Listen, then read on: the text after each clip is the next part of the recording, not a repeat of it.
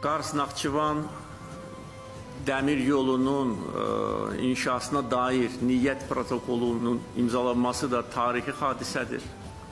Əminəm ki, bu projede uğurla həyata keçiriləcək və beləliklə orta koridorun bir qolu kimi həm Azərbaycana, həm Türkiyə, həm digər ölkələrə xidmət göstərəcəkdir. Hər şey buradan başlanacaq. Qars-Iğdır-Naxçıvan dəmir yolu xəttinin başlanğıc nöqtəsindəyik. Ərazi isə təsadüfi seçilməyib. Kadrlardan gördüyünüz Bakı-Tbilisi-Qars dəmir yolu xəttidir. Gələcəkdə hər iki layihə məhz bu nöqtədə bir-birinə inteqrasiya olunacaq. Qısacası 2 qardaş, 2 iqtisadiyyat və 2 qitə məhz bu nöqtədə birləşəcək. Hər iki dövlətin də ticarətinin gəlişməsinə çox faydası olacaqdır. İnsanların birbirleriyle kaynaşmasına faydası olacaktır. Sosyal ve ekonomik yönden her türlü imkan olacaktır. Bakı-Tbilisi-Qars dəmir yolu xəttinin alternativi kimi nəzərdə tutulan yeni yol sayəsində Orta Asiya ilə Avropa arasında sərnişin daşımalarının müddəti 18 gündən 12 günə enəcək. Qars-Iğdır-Naxçıvan dəmir yolu xəttinin uzunluğu ümumilikdə 224 kilometrə yaxın olacaq. Xəttin inşası üçün bir neçə yerdə tikinti bazası qurulacaq ki, onlardan biri artıq Iğdır şəhərində qurulmaqdadır. Burada işlər sürətlə gedir. Yekunlaşdıqdan sonra isə dəmir yolu xəttinin inşasına başlanılacaq.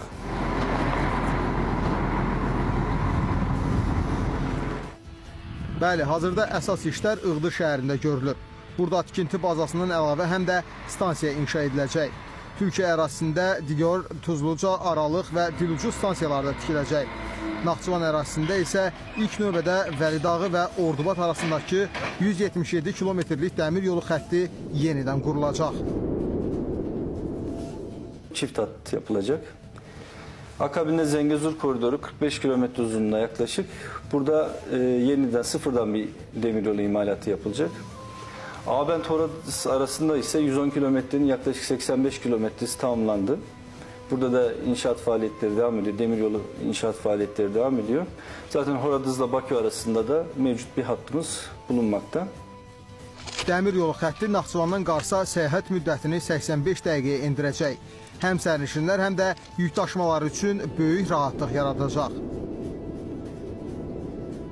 Dəmir yolu xətti hazır olduqdan sonra onun üzərindən saatda 160 km sürətlə hərəkət edən qatarlar keçəcək. Və beləliklə bu qatarlar Türkiyə ilə Azərbaycanın ticarət yükünü, insanların ümidini, qlobal bazarların ehtiyacını daşıyacaq.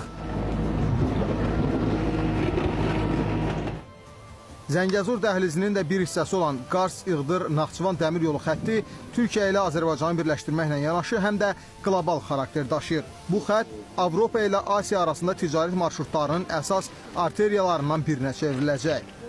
Tren yolu ilə bərabər həm ürettiğimiz ürünlərin oraya daha kolay taşınması, oradan da buraya daha kolay taşınması imkanı sağlanacaktır. Ülkemiz içinde, bölgemiz içinde, Naxçıvan içinde, Azerbaycan içinde bu tren yolu hattının özellikle Türkiye Cumhuriyetleri açılmak adına Türkiye ve bizim coğrafyamız için çok önemli bir yeri vardır. Tam elektrikləşdirilmiş və siqnallaşdırılmış 2 zolaqlı dəmir yolu xəttini əhatə edən layihənin 5 il müddətində başa çatdırılması nəzərdə tutulur. 3 tane viyadüğümüz olacak. İlk ihale 2 projelerimize göre. Yaklaşık 2800 metre uzunluğunda toplam. 5 adet tünelimiz olacak yaklaşık 11,3 kilometre uzunluğunda. Birçok mühendislik yapımız olacak. Yaklaşık 10 köprü, 480 menfez, 145 alt geçit, 27 üst geçit, 19 tane aç kapamız olacak. Ve bunun yanı sıra birçok bölgede zemin iyileştirme imalatımız ve kazı dolgu faaliyetlerimiz olacak.